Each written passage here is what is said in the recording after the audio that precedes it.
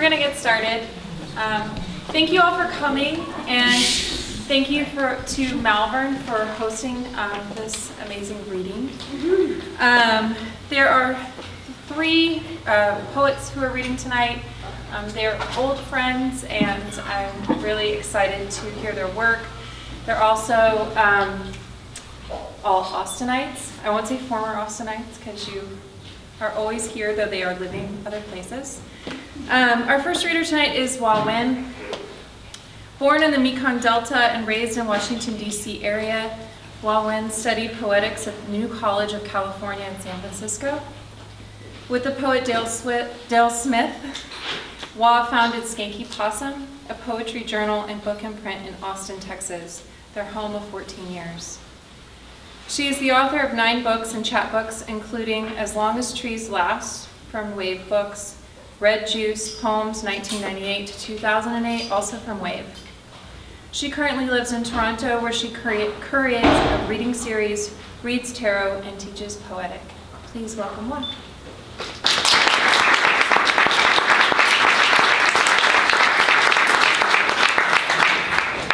Oh, it's so great to be here. When we were here, this space was a Dreamer's XXX video store. I kind of love that is like the resonance behind this video store. I'm going to read a poem that actually has deep Austin roots in that. One of my first poetry friends here is a painter who, his name is Philip Trussell, who studied with the poet Harvey of Frontier Press. And one of the things he was like, God, I hate that the world is global, which was his way of saying global. So this is this poem. And it's appropriate because the title of the poem is, I woke up this morning and it was Friday. And it's Friday. I woke up this morning and it was Friday. Scribbling aimlessly and abstractedly on scraps of paper, my life is completely uninteresting to you, dear reader. Oh, I guess I have a mother now. Pretend I am asleep. Hang up! She struggles to carry the flowers up the stairs. If only the world wasn't global. Don't be a sucker. Because I'm in Texas. It's called Ride a Bike to Houston. Ride a bike to Houston. Ride and put your foot down on the pedal. Unlike a flower, ride my name out. Stop calling me Oriental Rick Wallace. Ride for the Saturnalia that I always sister. Clang and trafficking cars, that will be the end of us.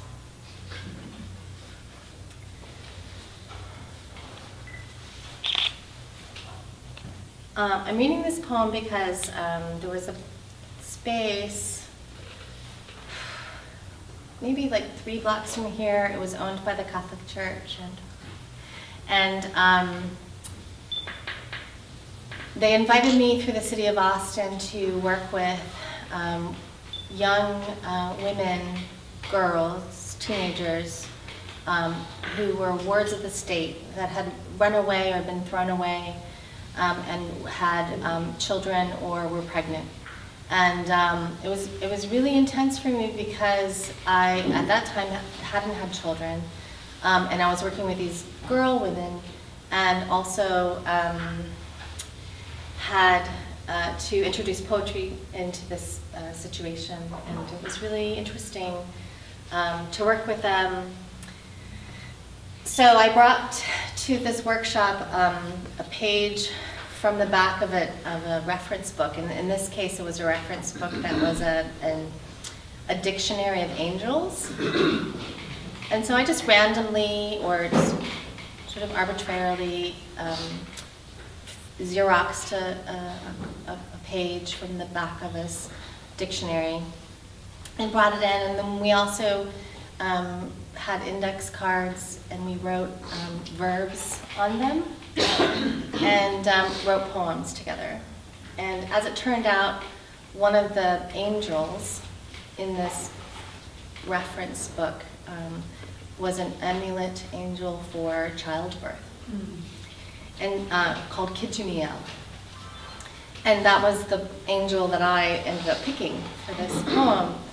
And then it became this amulet poem for me. And then later that same year, I conceived my first son, Keaton, who was here.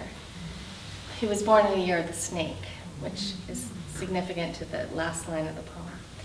So I was imagining this amulet angel, Kijumiel, who you invoke in childbirth, as having this headdress on her head. Pretty headdress on Kijumiel. Pretty headdress on Kijumiel. Kick the angel in the air. Kick and beat the brilliant air. Adorn your loud voice.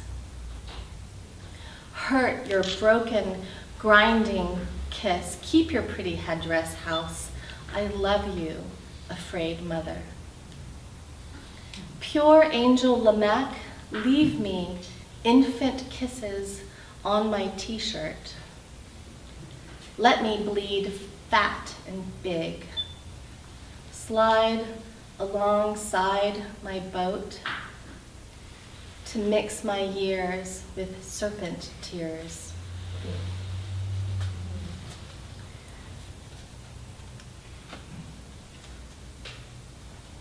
Write fucked up poems.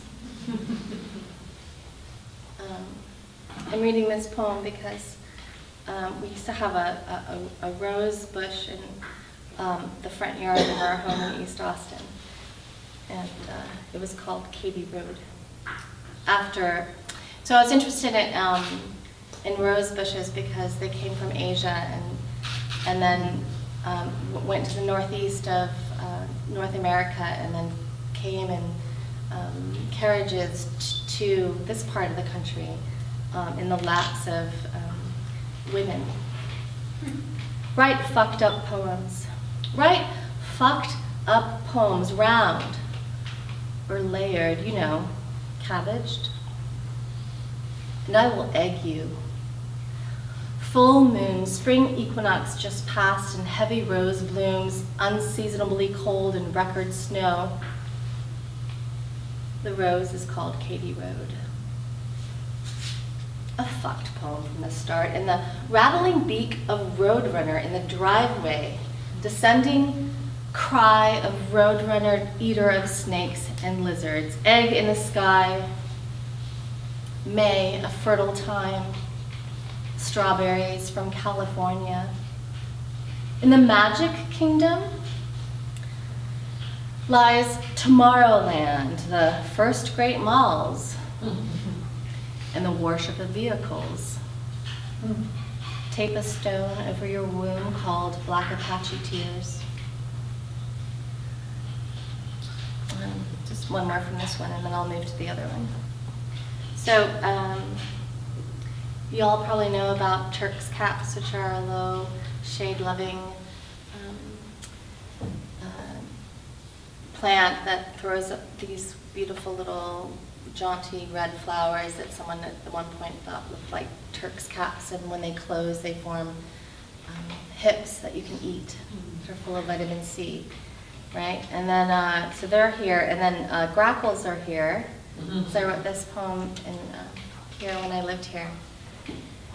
And when I first moved here, I hated them. I thought they were just like horrible marmot, like horrible things. And then I realized they were so resilient, actually, and actually beautiful in their tenacity and their ability to like gather in these great clouds and make these fantastic noises.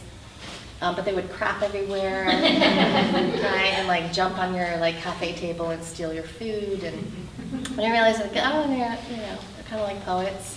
they made a lot of noise and were opportunists.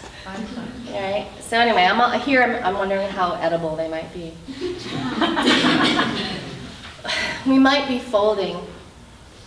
We might be folding laundry. I am fucked, having never learned to start a fire without matches. Now I'm Boy Scouted.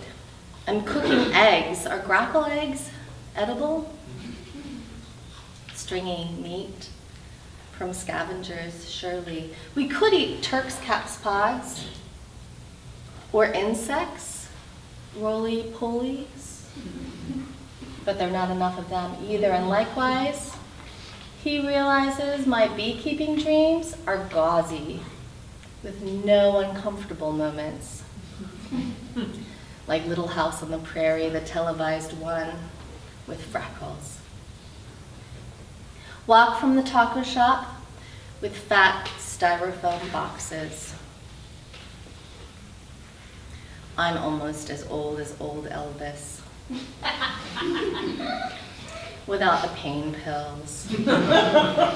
Should really collect shoes of future sizes for my boys' feet. My oven says clear off. My toilet seats are new and made in China. For lunch, what did I have for lunch?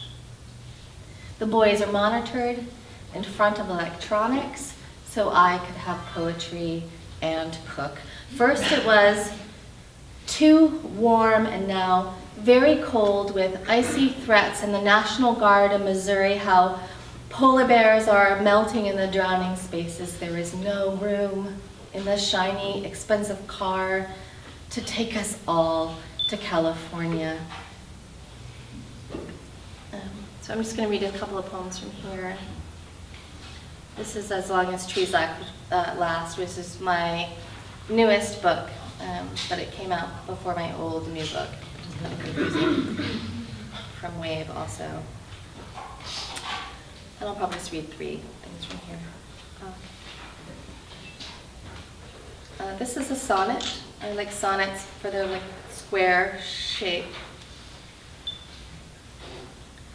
So what you should know about this is I grew up in the DC area. My mother was a career waitress and she worked for a well-known seafood restaurant called Fish Thompson's. I don't know if you know, remember Fish Thompson's? Fish Thompson's restaurant. And I had a dream when I was in San Francisco. I had a dream that Ezra Pound and Charles Olson appeared to me in DC, in his home in DC, crying and giving me permission in a way to be a poet. And that, which is referenced here, and this is written in Austin during I think the beginnings or in the middles or wherever we are during a drought pattern. Also Independence Day poem was written with Operation Ranch Hand in mind, which is an herbicidal campaign that happened between 1962 and 1972 in Southeast Asia by the American military in an effort to deny the people of vegetable cover and food. And their motto was, "Only you can prevent a forest." So it's called Rage Sonnet. Yeah. Rage Sonnet. Rage on the grinding spot. Independence Day. Rag laundry day. My boy wears shark pajamas. Mother ran large food trays, sore shoulders, lobster, surf and turf. It's Independence Day 2011. We may have been poisoned by Operation Ranch Hand. I am not dead yet. Ezra Pound in my DC Charles Olson dream. It is so much harder to be a poet now, they say to me. Lack of rain. And the number 30 bus may run now all the way to downtown. prairie notes. I used to live on the Blackland Prairie, which is interesting that Austin's really split into two ecosystems. The Blackland Prairie, almost neatly divided by the highway, is on the east side. These are my prairie notes. Post-oak savanna, endangered Blackland Prairie, fourth most threatened region, tall grass continuum, past tense sentences. Big blue stem, switchgrass, drop seed mead sedge, little blue stem. Extreme fragmentation. Forces no longer forces. Frequent fire. Grazing bison. Last one. Swell. Swell, you can dream more. The earth swells, seeds pop. I glance at the prize, eyes closed in the glancing. It's not a time to run. I wear soft shoes, and it took a long time to walk here. Insects nudge me in my dreams, like the 5 honeybees, plus the strange one, intelligent bee glances buzzing to say, let me out. The fake lights confuses the source. Worker bee buzzed my neck directly, me not turning off lamps fast enough. Please, just open the door to the sun. Thank you so much. Oh.